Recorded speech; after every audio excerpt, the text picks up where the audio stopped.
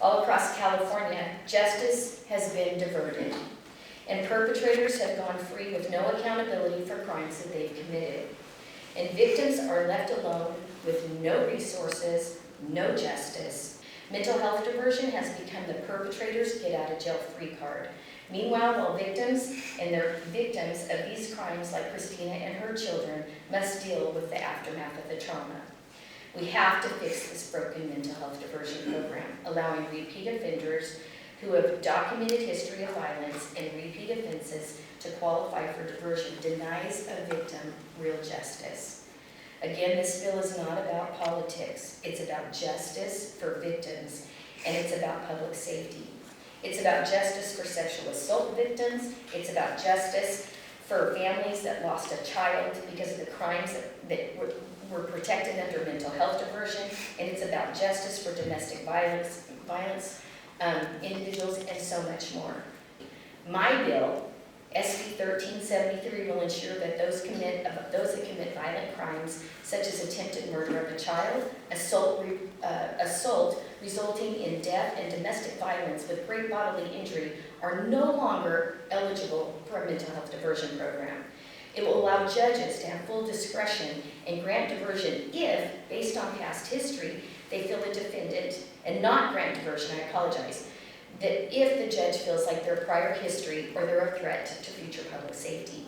It will also ensure that prosecutors have more tools in their toolbox to verify the validity of the mental health diagnosis, which will qualify the defendant for diversion.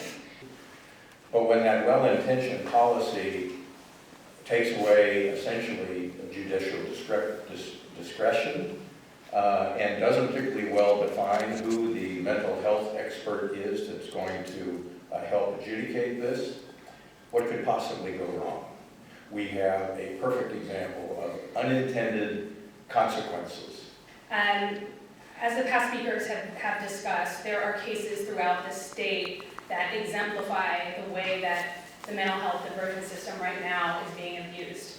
All of us up here have said, and I will say, that we believe in mental health diversion. We absolutely believe that it can be effective, that some defendants should get a chance to complete mental health diversion, and that it is an effective way to deal with certain crimes.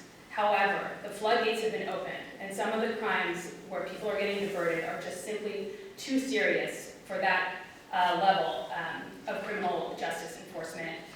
Some of these crimes aren't even eligible for probation. So when you're talking about abuse of a child almost causing death, and abuse of a child causing death, and repeat domestic violence, these are really serious offenses with a high level of public safety impact, obviously for the victims.